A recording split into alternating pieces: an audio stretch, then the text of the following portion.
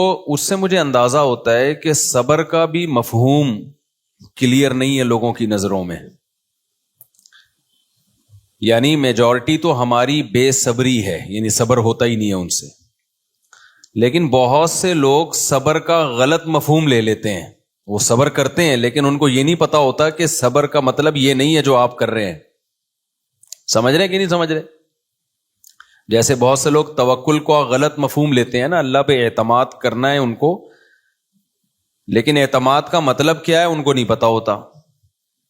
تو ایسے ہی بہت سے لوگ اللہ کے لیے صبر کرتے ہیں لیکن صبر کا مطلب کیا ہے یہ ان کو نہیں پتا ہوتا.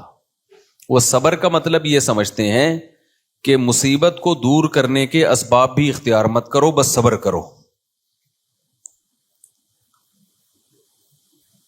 میں کئی بار واقعہ بیان کر چکا ہوں نا اپنے بیانات میں کہ ایک صاحب آئے، پرانا قصہ ہو گیا، نہیں پتا چلے گا ان کو کہ میری بات ہو رہی ہے، کہ جی میرا داماد میں یہ خرابی یہ خرابی یہ خرابی وہ خرابی. میں نے کہا اتنی خرابی ایک بندے میں تو آپ نے اس سے علیحدگی کیوں نہیں لی؟ تو کہنے لگے کہ میں نے سوچا دل کس کے ہاتھ میں ہے. منہ سے بول لو نا، اللہ کی. اللہ جب چاہے گا دل تبدیل کر لے گا. تو اس لیے میں نے اس سے علیحدگی نہیں لی. ظلم ہوتے ہوتے ہوتے ہوتے ان کی بیٹی کیا ہو گئی؟ پاگل. بیچاری دماغی توازن ہی خراب ہو گیا اس کا. لیکن ان کا اللہ پہ توکل، صبر کر رہے ہیں کہ بھئی صبر کرنے والوں کے ساتھ کون ہے؟ اللہ ہے. اللہ صبر کرنے والوں کے ساتھ. تو یہ مطلب صبر کا نہیں ہے میرے بھائی. لوگ اپنی زندگیاں برباد کر دیتے ہیں کہ ہم صبر کریں گے صبر کریں گے صبر کریں گے. صبر وہاں کیا جاتا ہے جہاں اللہ کی رضا ہو، کوئی شریعت کا حکم پورا کرنے کے لیے. تبھی علماء نے بیان کیا ہے صبر کی دو قسمیں ہیں، ایک صبر علی الطاعہ اور ایک صبر عن المعاصی. صبر عربی میں کہتے ہیں باندھنے کو. دجاجہ مسبورہ صبر سے نکلا ہے نا. دجاجہ وہ مرغی جس کو باندھا جاتا تھا نشانے بازی کے لیے. عربوں میں عادت تھی مرغی باندھ کے تیر اندازی سے اس کو بیچاری کو نشانے مارتے تھے نشانہ ٹھیک کرنے کے لیے. نبی صلی اللہ علیہ وسلم نے اس عمل سے منع کیا کہ نشانے بازی کے لیے جانور کو نہ ہدف بنایا جائے. کوئی تختی رکھ لو بھائی، کوئی پتھر رکھ لو، اس پہ نشانے بازی سیکھو. مرغیوں پہ کیوں نشانے بازی سیکھ رہے ہو؟ مرغی ویسے کھانی ہے تو ذبح کر کے کھا لو. تو اس کو مسبورہ کہا جاتا تھا، بندھی ہوئی مرغی، بیچاری کہیں دائیں بائیں جا نہیں سکتی. تو صبر کا مطلب کیا ہے؟ اپنے آپ کو روک لینا. دل تو چاہ رہا ہے لیکن بریک لگا دینا، باندھ دینا اپنے آپ کو. جزاک اللہ. یہ میں 2 گھونٹ پی لوں تاکہ میری کھوپڑی سیٹ ہو جائے. صبح سے جاگا ہوا ہوں میں بہت. نہیں رہنے دو. تو 3-4 گھنٹے سے زیادہ میری نیند ہو نہیں رہی ہے. جیٹ لیگ سمجھتے ہو؟ Jet league. امریکہ سے آیا ہوں نا تو کھوپڑی آؤٹ. یعنی جب وہاں جاتا ہے آدمی تو 4-5 دن لگتے ہیں وہاں کے حساب سے کھوپڑی سیٹ ہونے میں، اتنے میں واپسی شروع ہو جاتی ہے. تو پھر یہاں پہ کھوپڑی سیٹ ہونے میں ٹائم لگتا ہے. تو ابھی تک ہوئی نہیں ہے سیٹ. تھوڑی ٹھنڈی ہو جائے تو دے دینا، بہت تیز گرم ہے. میں پیتا گرم ہی ہوں لیکن کیونکہ میں ہر بات نا بیان میں ریکارڈ ہو کے جاتی ہے، پھر لوگ اس حساب سے چائے پیش کرنا شروع کر دیتے ہیں. ابھی میں نے کہہ دیا بہت گرم ہے تو پتہ ہے کیا ہوگا؟ کہیں بیان میں جاؤں گا برف ڈال کے چائے میں لائے ہوئے ہوں گے. تو کہہ رہے ہیں آپ نے بیان میں بولا تھا. میں گرم ہی پیتا ہوں لیکن ابھی چونکہ بیان کنٹینیو چل رہا ہے نا تو ٹائم بہت لگے گا، اس لیے تھوڑی سی ہلکی سی، کیونکہ چائے ٹھنڈی پینا یہ اچھا. خیر، جب بعض لوگ کیا کہتے ہیں چائے میں ملائی ڈال کے لاتے ہیں. چائے بھائی تو وہ ملائی ڈال دی، وہ چائے تھوڑی بن گئی، وہ تو لسی بنا دی آپ نے اس کو. چائے کا تو مطلب ہلکا، باڈی کو ہلکا کر دے. وہ آپ اس کو اتنا گاڑھا بنا دیا اس میں بھینس کے دودھ میں گھی ڈال کے، اور وہ تو چائے تھوڑی رہی ہے. اچھا خیر، تو صبر کا مطلب کیا ہوتا ہے؟ روک لینا، بریک، یعنی اپنے آپ کو کنٹرول کرنا. دنیا میں اس وقت سب سے بڑا مسئلہ کیا ہے؟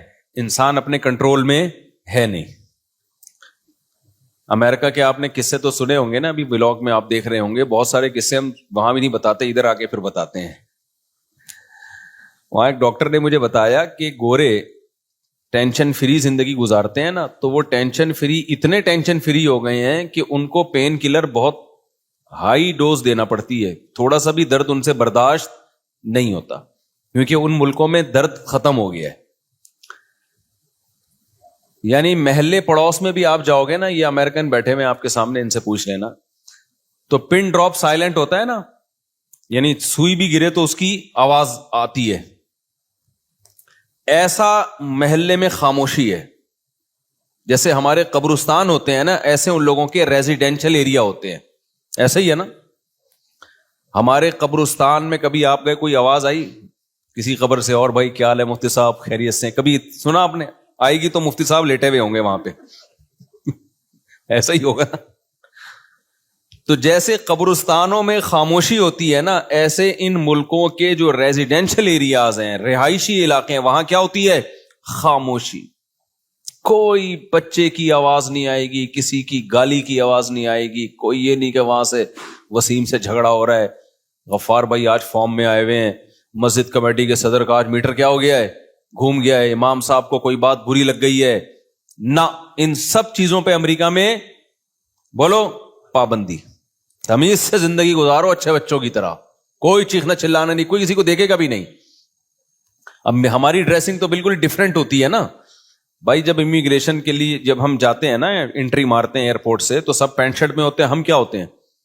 پگڑی میں, ٹوپی میں, بالکل ڈیفرنٹ ڈریس ہوتا ہے. کوئی دیکھتا بھی نہیں, کوئی نہیں دلچسپی لے بھائی یہ کیا پہن کے آ رہا ہے. اچھا ہمارے جو دیسی لوگ ہیں وہ دیکھ رہے ہوتے ہیں, ابے یہ کپڑے کہاں ہیں اس کے, ہوئے یعنی اس طرح کی چیزیں بھی چل رہی ہوتی ہیں. بھائی تو چھوڑ اس کے کپڑے کا, تیرا کیا لینا دینا, چھوڑ یار. تو ایسی خاموشی جو ریزیڈینشل ایریاز ہیں, اتنی خاموشی کہ خاموش کونسلر صاحب سو رہے ہیں. یہ قصہ پھر نہیں زیادہ سناؤں گا میں, پھر وہ سمجھ جائیں گے کس کی بات ہو رہی ہے. خیر, کچھ قصے اتنے دلچسپ ہیں نا, سنا نہیں سکتا میں, کیونکہ وہ سمجھ جائیں گے کہ یہ ہماری بات ہو رہی ہے. تو ریزیڈینشل ایریا, میں یہ واقعہ کیوں سنا رہا ہوں یہ میں بھی بتاتا ہوں, یہ واقعہ برائے واقعہ نہیں ہے. اتنی خاموشی, اتنی خاموشی, اتنی خاموشی, جب آپ جاؤ آپ کو بہت ہی اچھا لگے گا. آپ بولو گے کیا سکون کی جگہ ہے یار. 4-5 دن کے بعد آپ کی کھوپڑی آؤٹ ہونا شروع کہ بھائی یہ لوگ ہیں, قبرستان ہے, یہ پبلک ہے, یہ اتنا بھی نیک بننے کی ضرورت نہیں ہے نا. بہت زیادہ نیک بھی انسان ٹھیک نہیں ہوتا, تھوڑا تھوڑا آڑا ترشا ہونا چاہیے, یہ حقیقت ہے. دیکھو اس کی میں ایک مثال دیتا ہوں. اب آپ بولو گے یار بیان میں ہمیں مفتی صاحب الٹی الٹی باتیں بتا رہے ہیں, میں نارمل بنانا چاہ رہا ہوں آپ کو. نارمل آدمی ٹھیک ہوتا ہے. جو لوگ بہت زیادہ جراثیم سے بچتے ہیں, ڈاکٹر کیا کہتے ہیں کہ بیکٹیریا پھر ان پہ حملہ کرتے ہیں, ان کا امیون سسٹم خراب ہو جاتا ہے. ایسا ہی ہے نا, ان کی باڈی میں بیکٹیریا سے لڑنے کی طاقت اور صلاحیت ختم ہو جاتی ہے. ایسا ہوتا ہے کہ نہیں ہوتا؟ تو اسی طرح جو لوگ بہت زیادہ لگژری لائف, کوئی کسی کو ڈانٹے گا نہیں, شور نہیں, بالکل thank you, how are you, nice to meet you, ایسے جملے ہر وقت, تو ان کے اندر تکلیفیں برداشت کرنے کا سیٹ اپ کیا ہو جاتا ہے؟ بولو, ختم. اسی لیے بچوں کے بارے میں بار بار کہتا ہوں, لڑکے جو ہے نا تھوڑے سے لڑتے بھڑتے, چماٹ وماٹ, یہ بچوں کو کرنے دیا کرو, لڑکوں کو. اس سے ان کے اندر بڑی صلاحیتیں پیدا ہوتی ہیں. اتنا زیادہ چھوئی موئی نہیں بناؤ.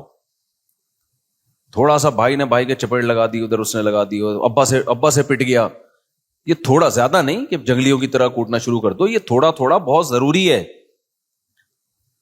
تو اب جب بہت زیادہ ہر جگہ خاموشی خاموشی, چیخ و پکار بالکل نہیں ہے, تو خود سوچو تھوڑے دنوں میں ایسی قوم کا حال کیا ہوگا. وہ تو ذرا سی بھی کوئی چیخو پکارو تو پاگل ہو جائیں گے نا. کوئی بیماری نہیں, تو وہاں ڈاکٹروں نے مجھے بتایا کہ تھوڑا سا کسی کو پین ہو جائے نا تو بہت ہائی ڈوز دینی پڑتی ہے پین کلر کی, جس سے گردے خراب ہونے کا خطرہ ہوتا ہے. وجہ اس کی ہے کہ ان سے درد برداشت نہیں ہوتا. انہوں نے کہا ہم جب پاکستان آتے ہیں نا 2-3 دن تک تو ویسے تڑپنے دیتے ہیں اس کو. آپریشن کیا, درد ہو رہا ہے, مجھے اپنا ناک کی ہڈی کا آپریشن یاد آ گیا. تو میری ناک کی ہڈی کا آپریشن ہوا تھا, تو 6 گھنٹے تک میں درد سے تڑپتا رہا تھا. اس کے بعد ڈاکٹر نے کہا یار پین کلر کھلاؤ, اس کو تکلیف ہو رہی ہے اس کی. تو نتیجہ کیا نکلتا ہے کہ آپ میں درد برداشت کرنے کی طاقت اور صلاحیت بالکل ختم. تو یہ بھی بے صبری ہے. تو یہ کیا ہے؟ بے صبری. تو آپ نے صبر کیسے موقع پہ کرنا ہے؟ میں 2 قسمیں بتا رہا تھا صبر کی، صبر علی الطاعہ اور صبر عن المعصیہ. جو لوگ اپنی خواہشات پوری کرتے رہتے ہیں نا، خواہشات کے پیچھے، جیسے کافروں کے ساتھ یہی تو مسئلہ ہے. ہم جب جاتے ہیں ان ملکوں میں، ہم دیکھتے ہیں یار اتنی لگژری لائف، یہاں کوئی ٹینشن نہیں ہے، سب ٹھیک ٹھاک چل رہا ہے. تو ایک لحاظ سے تو یہ بہت پازیٹو ہے، لیکن آپ کو پتا ہے جب آپ اس کی ڈیپ میں جاؤ گے نا تو یہ بہت ڈینجرس ہے.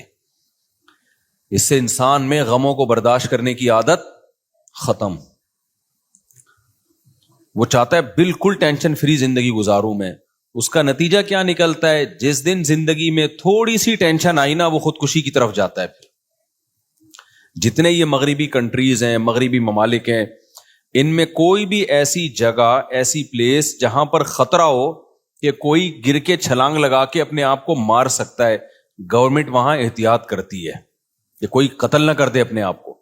ہمارے ملکوں میں ہے ایسی احتیاط؟ ہے بھائی کتنی جگہ میں آپ کو بتا سکتا ہوں، اگر کوئی مرنا چاہے تو وہاں سے. تو ہمارے یہاں کتنی پلیسز ایسی ہیں، کتنی جگہ ایسی ہیں کہ جہاں بہت آسانی کے ساتھ لوگ ہلاک ہو سکتے ہیں، لیکن الحمدللہ اتنی ٹینشنوں کے باوجود بھی ہلاک ہوتے نہیں ہیں. بہت کم کیسز ہوتے ہیں خودکشی کے، وہ بھی انہی لوگوں میں جو زیادہ مذہب کے قریب نہیں ہیں. تو کیوں ان لوگوں نے ایسی پلیسز پہ جگہ جگہ باؤنڈریاں لگائی ہوئی ہیں؟ بھائی یہاں سے خودکشی نہ کر لے، یہاں سے نہ کر لے. بھائی تمہیں کیا ضرورت ہے خودکشی کرنے کی؟ اللہ کے بندو تمہیں کیا ہو گیا؟ وجہ اس کی یہی ہے بھائی، ٹینشن فری زندگی اتنی زیادہ بنا لی، اتنی ٹینشن فری زندگی بنا لی کہ اب ذرا سا بھی غم برداشت نہیں ہوتا. تو اب اس کے 2 حل ہیں. یا تو بلا وجہ کی ٹینشن اپنے اوپر ڈالنا شروع کر دو.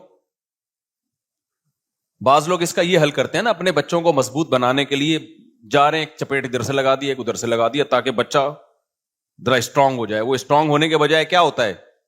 وہ باغی ہو جاتا ہے، بد اخلاق بن جاتا ہے. ہماری حکومت نے ہمیں ہمارا امیون سسٹم بوسٹ کرنے کے لیے ہمیں غربت اور مہنگائی ہم پہ مسلط کر دی. کیا خیال ہے؟ چوریاں چکاریاں اور سڑکوں کے کھڈے وڈے، یہ سارے. کل کسی نے شارٹ کلپ بھیجا، اولمپک کی تیاری ہو رہی ہے نا، ایک بندہ تو چھلانگے مار مار کے نا اولمپک کی تیاری کر رہا ہے. اس کے ماں نے پوچھا بیٹا کیا کر رہے ہو؟ اولمپک میں تیاری ہو رہی ہے. پھر بتایا کہ نہیں ابھی بارش ہوئی نا کراچی میں، تو کھڈے پار کرنے کی تیاری ہو رہی ہے، کیونکہ اتنے کھڈے میں پانی بھر گیا ہے کہ یہ جب تک آپ کو لمبی چھلانگ لگانا نہ آئے اس وقت تک کراچی میں ٹریولنگ آپ کے لیے ممکن نہیں ہے. تو لوگ اس کو بھی انجوائے کر رہے ہیں. آپ حیرانگی کی بات ہے. تو اتنی زیادہ، یعنی اب حل یہ ہے کہ انسان میں برداشت پیدا کرنے کے لیے یا تو بلا وجہ کی ٹینشنوں میں ڈال دیا جائے اس کو، خام خواہ کی ٹینشن، جیسے بہت سے لوگ کرتے ہیں. گھر میں ایک بیگم کو ٹینشن دے کے رکھی ہوئی، اولاد کو بلا وجہ ڈانٹ رہے ہیں، مار رہے ہیں، پیٹ رہے ہیں.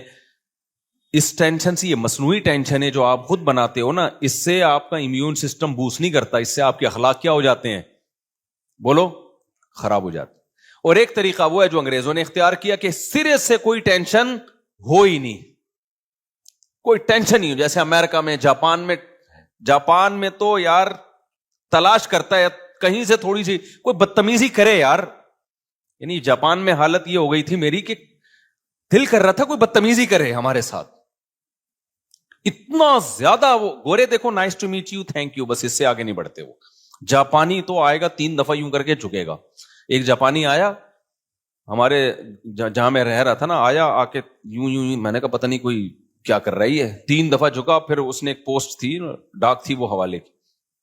میں نے کہا یہ کیا، یہ ڈاک حوالے تمیز سے بھی کر سکتا تھا، اتنی عزت. تو کہہ رہے نہیں، ان کا طریقہ ہے، ان کو اسکولوں میں سکھایا جاتا ہے اگلے کو رسپیکٹ دو. تو وہ تو بہت ہی زیادہ نا، وہ میں اور آپ افورڈ نہیں کر سکتے. تو ایک طریقہ یہ کہ بھائی نہ بچے پہ کوئی ڈانٹا جائے، نہ ہاتھ اٹھایا جائے. وہاں بہت سخت پابندی ہے، اتنی پابندیاں ہیں کہ چوروں کے بھی حقوق ہیں. آپ مذاق مت سمجھو.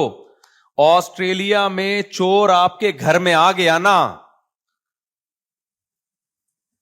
آپ فکر کرتے ہو کہ یہ اس کو کچھ ہو نہ جائے, میرے گلے پڑ جائے گا ورنہ یہ. میں مذاق نہیں کر رہا, یہ تو میں دیکھ کر آیا ہوں یہ سب چیزیں. چور آیا, واپس جاتے ہوئے شیشہ چپ گیا اس کی کھڑکی کا, وہ کورٹ میں جا کے کیس کرے گا, اس کمبخت نے کھڑکی صحیح نہیں بنائی, میرے کو بھاگنے کا راستہ مجھے چپ گیا میرے. چور بھی تو انسان ہے نا بھائی. گورنمنٹ عقل استعمال کرتی ہے, گورنمنٹ کہتی ہے ٹھیک ہے اس نے چوری کی, غلط کام کیا, لیکن اس کی سزا یہ تھوڑی ہے کہ شیشے چبو اس کے جا کے تم.